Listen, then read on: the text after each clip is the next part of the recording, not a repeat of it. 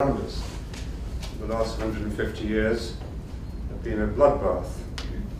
I was just looking at some figures the other day. 360,000 in the American Civil War, 8 million died in the Belgian-Congo period, 20 million in World War I, 5 million in the Soviet Revolution, 13 million in Stalin's purges, 55 million in World War II, 38 million during the Chinese Cultural Revolution, 800,000 in the Nigerian Biafra War, and 260,000 in the Baltic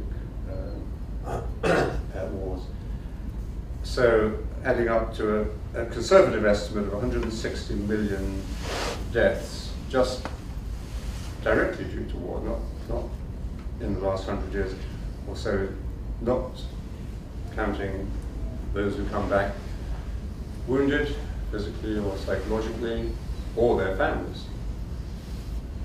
And the ripple effect of war extends to at least 3 or 4 generations through the victims.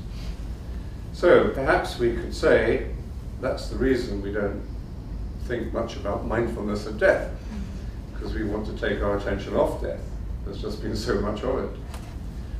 But the sign that there's something wrong in that is our obsession with death.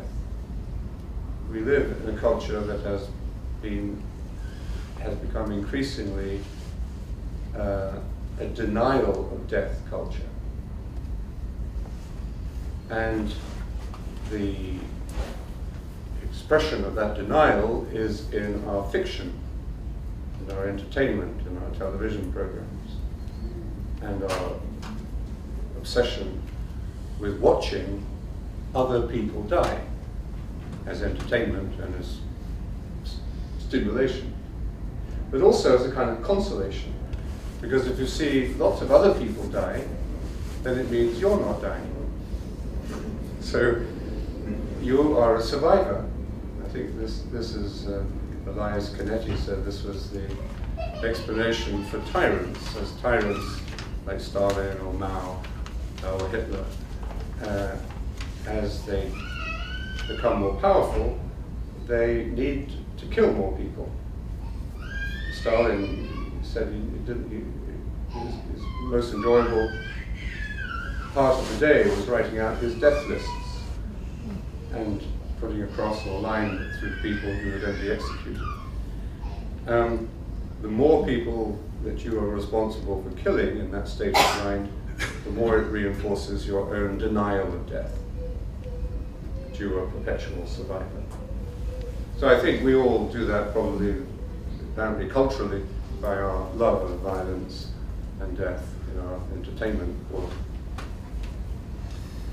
Mindfulness of death is not watching other people die, but it's being aware of your own death. St. Benedict says, keep death constantly before your eyes. Death is the big crisis of life. So keep death constantly before your eyes. The Buddha says exactly the same thing. And what that means is the shadow of death, which is behind us, is brought to the front. We know the shadow is there. We can't deny or forget completely that we are mortal, that we could die at any moment. But it's a repressed awareness which becomes a shadow. So we walk in fear through the shadow of the valley of death. So we're constantly in this shadow. But bring the shadow around to the front and face it, and what happens? That's mindfulness of death.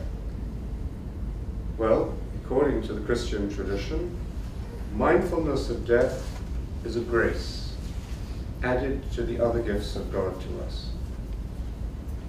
Because the mindfulness of death brings with it the mindfulness of God, the awareness of God. The second practice, spiritual practice that helps us face crisis, is meditation. Saying the mantra in our tradition is letting go.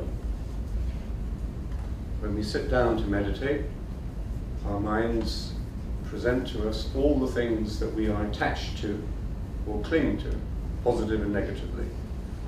We cling to our fears, our anxieties, our obsessions, our addictions. We are attached also to our daydreams, our fantasies, our hopes, our plans. So every time we sit to meditate, that's what we face. And to let go of that is what? First of all, it's a controlled crisis.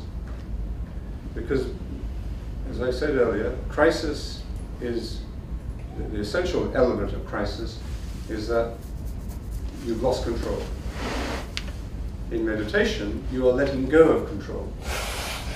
You're choosing to lose control. It's a crisis, but it's not an involuntary crisis. We see this expressed in the way that the death of Jesus is described in the Gospels. Jesus was mindful of death. He knew he was going to die. He didn't want to die. He was frightened of death in a normal, healthy way.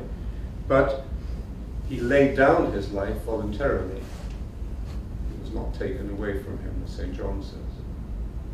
So there was a letting go. And that is exactly what we do in meditation. We let go of all those attachments. We let go of ego control. And in doing so, we taste death. That is, it is a real experience of dying. And when you bring this fear of death round to the front and face it and go through it, you're free from that fear.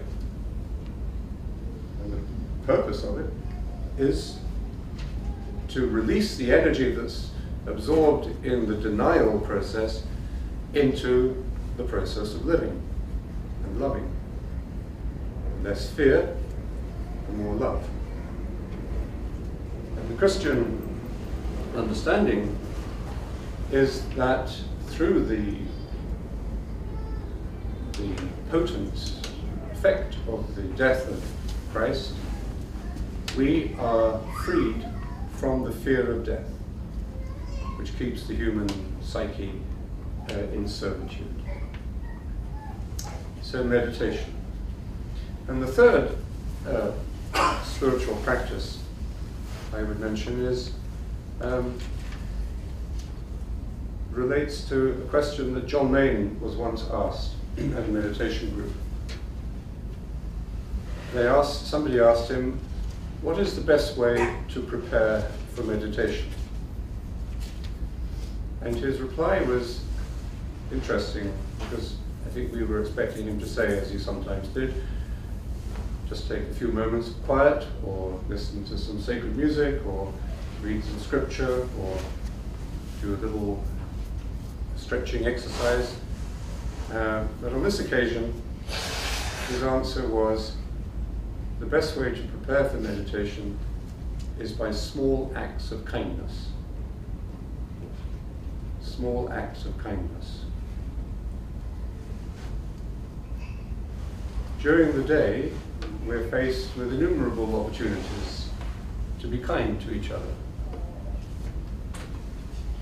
Not necessarily great dramatic, heroic deeds, but our tone of voice, our gesture, the way we look at someone, or a small physical act of kindness, courtesy, of graciousness, of patience,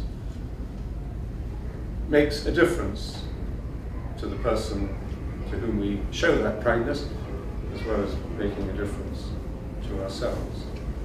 Why should this be a good preparation for meditation?